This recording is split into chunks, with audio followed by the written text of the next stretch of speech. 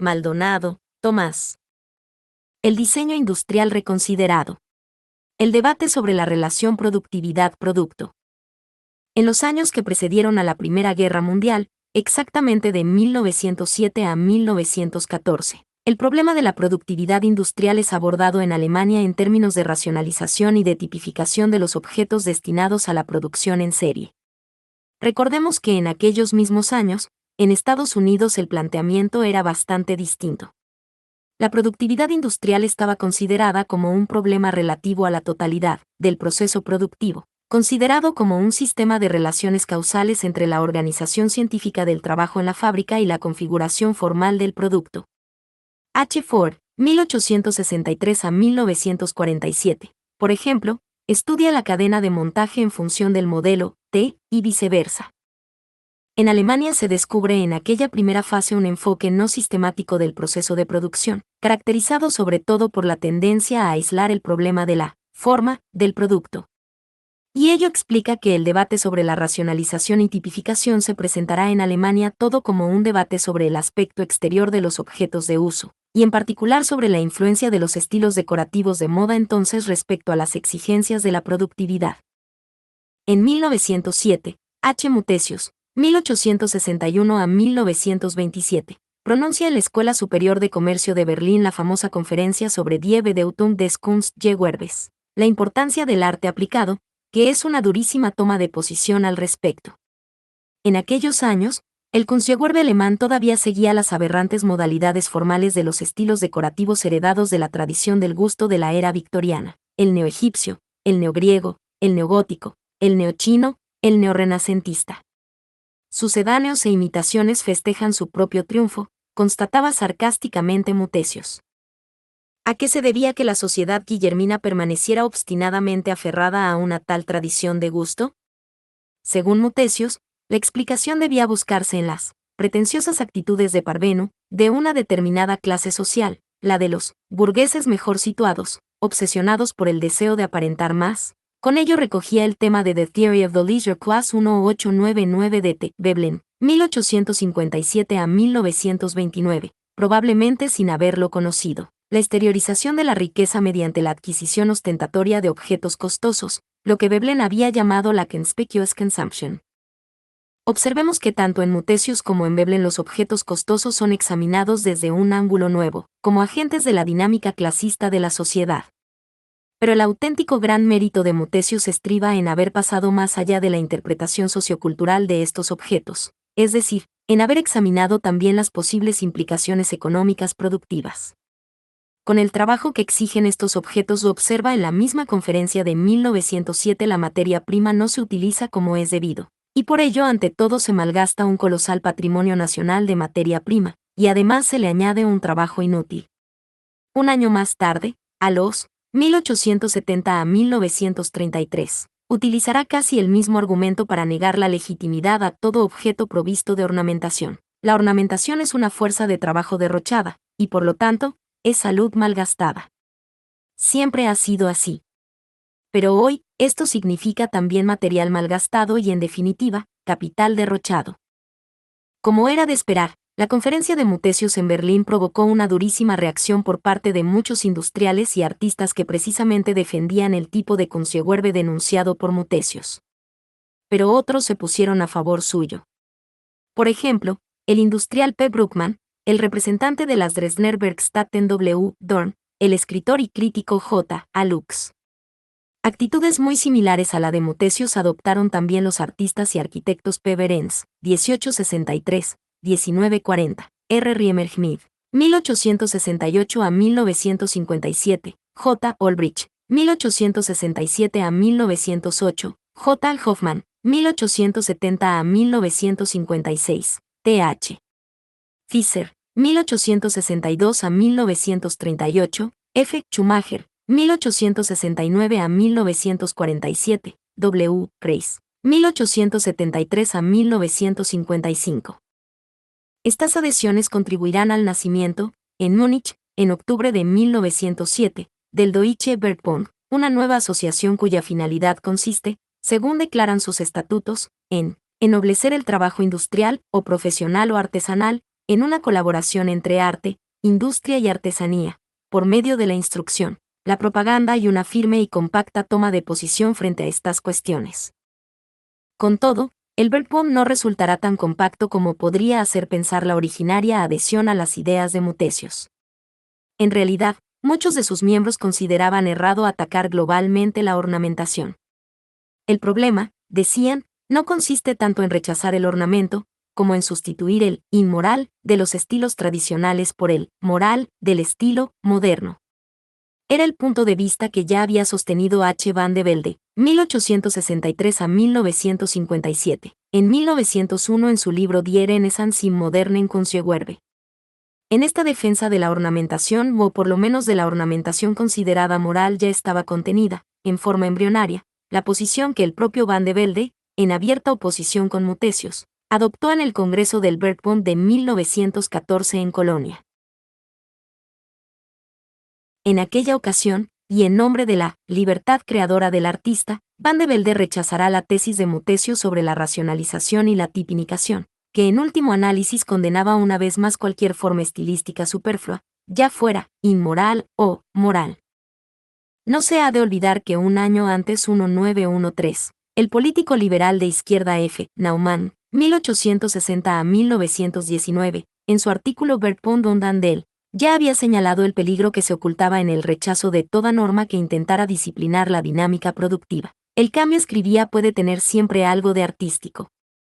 Pero es preciso ser comedidos, porque en caso contrario, para los hombres y mujeres con pocos medios solamente se producirán mercancías de intercambio. Frente a una orientación que ha dado lugar con excesiva facilidad a las variaciones, el Bergbom ha de fomentar una sólida durabilidad y ha de implicar también al comerciante, invitándole a prestar su ayuda. El conflicto entre permanencia y cambio persistirá siempre en el desarrollo del Bergbom. Por ejemplo, volverá a aparecer 40 años más tarde en la reunión del Bergbom suizo. Pero se equivocaría quien quisiera ver en este debate solamente una querella de artistas, solamente un conflicto entre los seguidores del orden y los de la aventura, entre los seguidores de la norma y los de la libertad. En suma, entre clásicos y románticos. Conscientemente o no, sus protagonistas habían planteado el problema fundamental del capitalismo moderno. ¿La producción industrial ha de apuntar hacia la disciplina o hacia la turbulencia del mercado?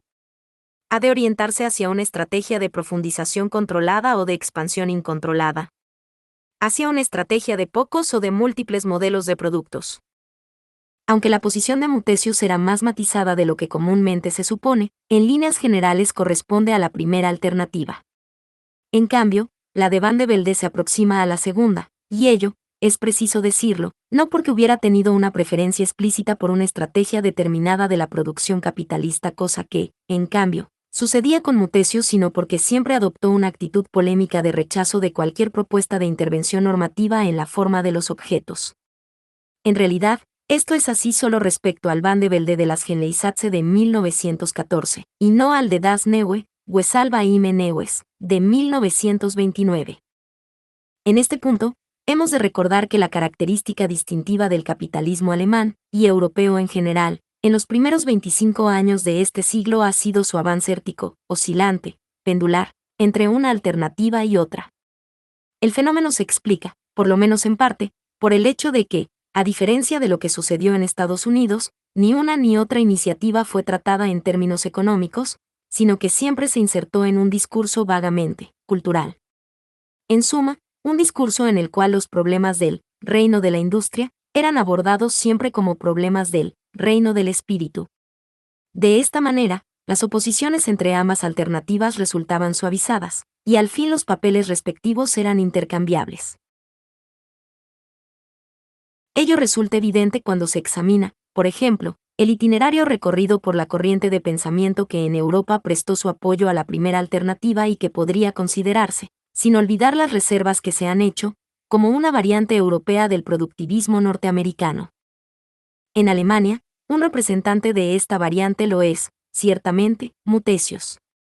Junto a él hemos de reservar un lugar preeminente a W. Rathenau, 1867 a 1922, presidente a partir de 1915 de la AEG, y de 1921 hasta que fue asesinado, ministro de la República de Weimar.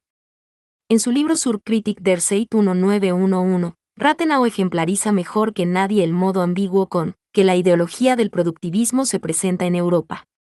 Se trata de un Fordismo que, en el fondo, no quiere serlo, que avanza una propuesta para retirarla enseguida, que a la vez denuncia y celebra el productivismo. Un Fordismo con mala conciencia. En la misma línea de Rathenau hemos de situar también a P. Behrens, considerado por sus trabajos para la AEG 1907-1914 como el primer diseñador industrial.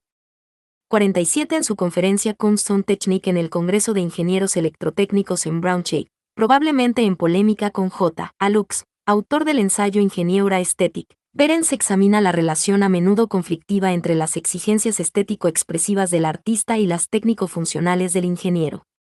Por un lado, critica severamente la pretensión de algunos artistas de los años 90 y quizás alude a algunos de sus amigos de la Münchner Sysestion 1893 y de la Wiener Sysestion 1897, de crear un nuevo estilo, partiendo exclusivamente de una estética de corte individualista, sin tener en cuenta para nada los vínculos de la técnica y de la producción. Por otro lado, siguiendo las huellas de la crítica de Harry Egel, 1858 a 1905, en Spatromische Kunstindustrie, 50 Behrens rechaza explícitamente la tesis de G.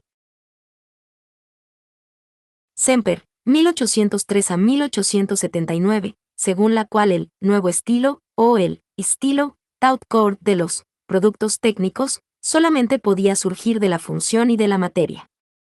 El ideal de Behrens consiste en poder fundir arte y técnica en una sola realidad. La técnica, observa Behrens, a la larga no puede considerarse como una finalidad en sí misma, sino que adquiere valor y significado cuando se la reconoce como el medio más adecuado de una cultura. 52 Y a esta propuesta no habría nada que objetar, si por fusión él no entendiera una subordinación de la técnica al arte. Una cultura madura habla solamente con el lenguaje del arte, lo cual significa, en la práctica, proponer de nuevo al artista como último, e inapelable, juez de la producción de la cultura material. Pero es que el texto de Behrens está lleno de tales desconcertantes y bruscas inversiones de tendencia. Así, la concepción ahora mencionada, que recuerda a la de Van de Velde, es abandonada de pronto, para dar lugar a otra muy similar a la de Mutesius sobre la racionalización y la tipificación. Se trata de establecer unos tipos para cada producto, construidos de una manera pulida y respetando el material usado y sin la pretensión de querer crear asombrosas formas nuevas. Ello no impide que Behrens, un poco más adelante, proponga una vez más la ornamentación, incluso en los aparatos técnicos, con la condición y dice que sean ornamentaciones geométricas, impersonales.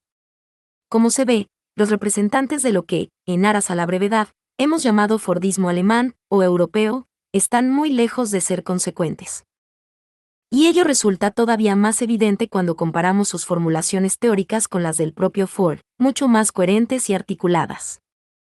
Si el plano constructivo de un artículo que escribe Ford en su autobiografía ha sido bien estudiado, los cambios serán muy raros y solamente se producirán en las grandes partes de junción. En cambio, en el proceso de producción, los cambios serán bastante frecuentes y totalmente espontáneos. P. 32.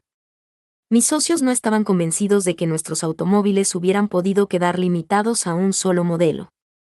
La industria automovilística había elegido como parangón las industrias de bicicletas, en la que cada productor se sentía en el deber de hacer salir cada año un modelo nuevo, distinto de los precedentes, de tal manera que quienes poseían un modelo viejo desearan cambiarlo por otro nuevo. Esto es lo que se consideraba una buena gestión empresarial. Es la misma norma que siguen las mujeres con los vestidos y los sombreros. La idea no surge del deseo de prestar un servicio, sino del deseo de crear algo nuevo, no algo mejor. pp. 37 a 38. Para mí, en cambio, es motivo de orgullo que cada pieza, cada artículo que produzco esté bien trabajado, y que sea robusto, y que nadie se vea en la necesidad de sustituirlo. Todo buen automóvil debería durar como un buen reloj. P. 38. En el pasado, siempre acariciaba la idea de un modelo universal. P. 46. No menos explícito es en Today and Tomorrow sobre la relación entre utilidad-belleza. La pregunta es esta: ¿es mejor sacrificar la artisticidad a la utilidad, o bien deidad a la belleza? ¿Cuál sería, por ejemplo, la función de una hetera cuyo pitorro, por causa de una intervención artística, no permitiera verter el té? o la de Uri rastrillo cuyo mango ricamente adornado hiriera la mano de quien lo usa, p. 108. Si quisiéramos hacer un automóvil de acuerdo con un diseño egipcio, esto no tendría nada que ver con el arte. No sería arte, sino solamente una idiotez. Un automóvil es un producto moderno y ha de estar construido, no para representar algo, sino para poder prestar el servicio que se ha previsto para él, p. 109. Quien examine el desarrollo de la producción capitalista de 1930 en adelante podrá constatar que el Fordismo no ha salido vencedor. Todo lo contrario.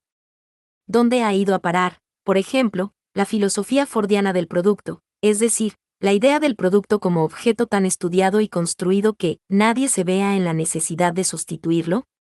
¿Dónde está su rechazo de la caducidad anual de los modelos?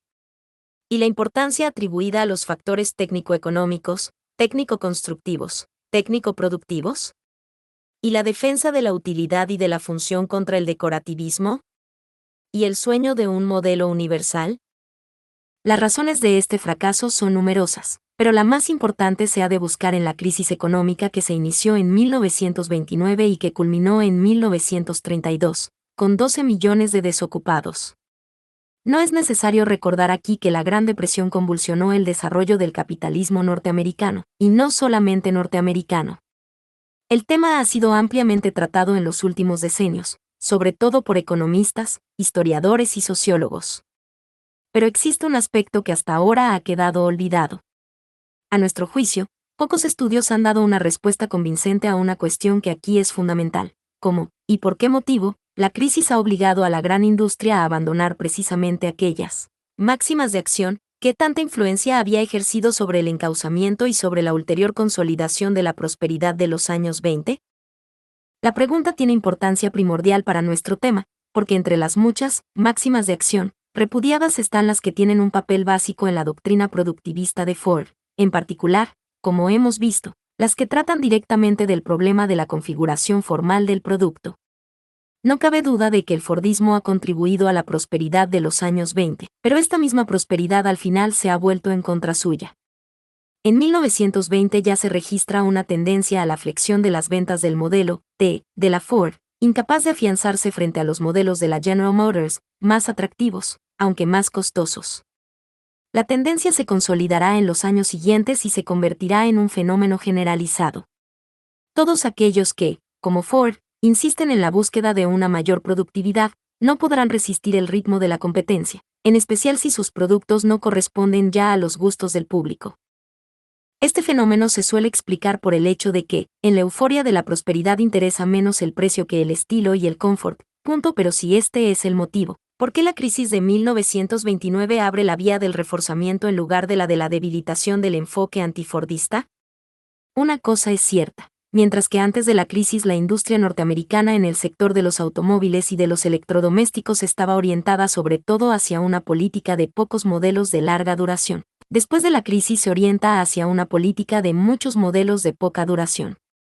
Y más aún, mientras que antes de la crisis la forma de los productos está concebida respetando las exigencias de la simplicidad constructiva y funcional, después de la crisis sucede todo lo contrario.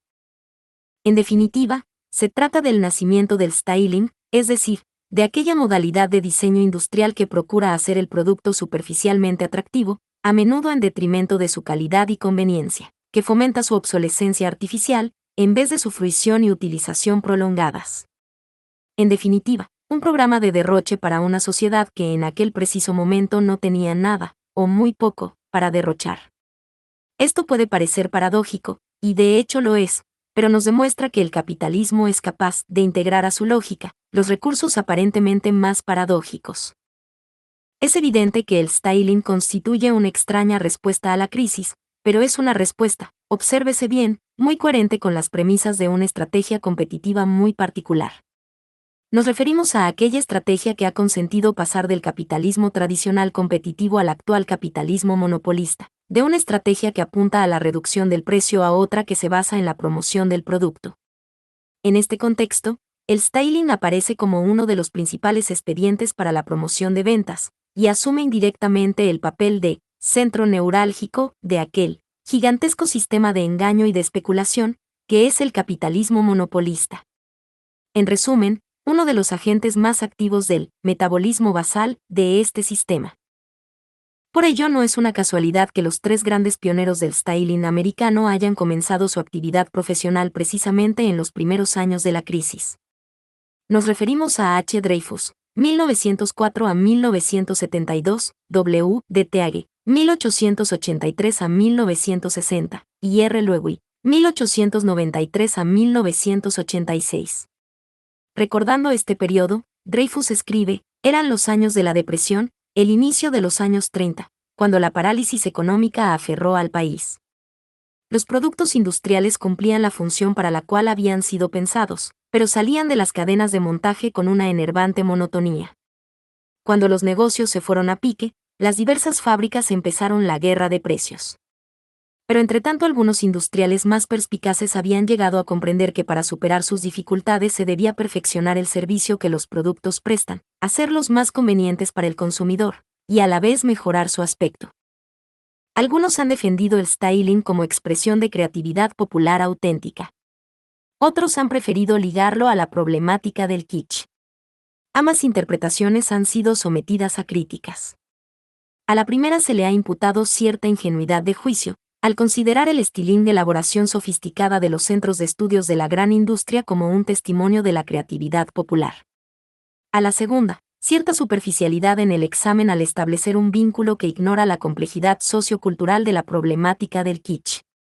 Pero ambas tienen la misma motivación, el rechazo despreciativo de todo el repertorio de formas a que han dado origen la racionalización y la tipificación, es decir, de todas aquellas formas caracterizadas por una enervante monotonía, formas glacialmente ascéticas, purgadas de toda contaminación expresiva o decorativa. En realidad, estamos ante una rebelión contra el pecado original del ordenamiento capitalista, el rigorismo ascético de la ética protestante.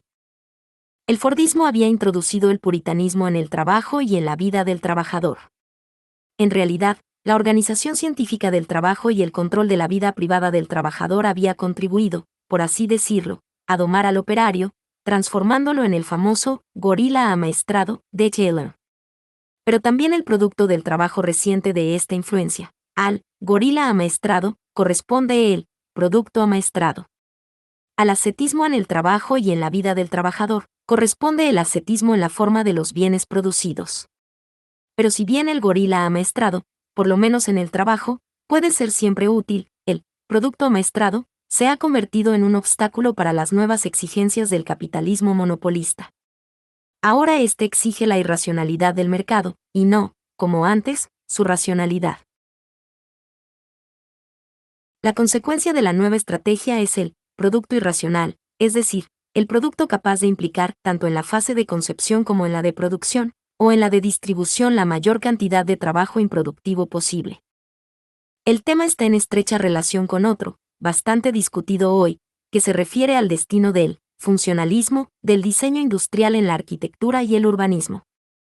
A propósito de ello, vale la pena recordar que ya W. Benjamin, 1892 a 1940, había advertido en la racionalización y emancipación una nueva pobreza, y el ejemplo concreto señalado por él, junto a la Glasarchitektur, de P. Shepard, 1863 a 1919, era el reduccionismo estético. El prohibicionismo formal de Alopsky. La elección no es equivocada, porque Loos ha sido considerado siempre como el arquitecto de la fábula rasa, e incluso el arquitecto del calvinismo.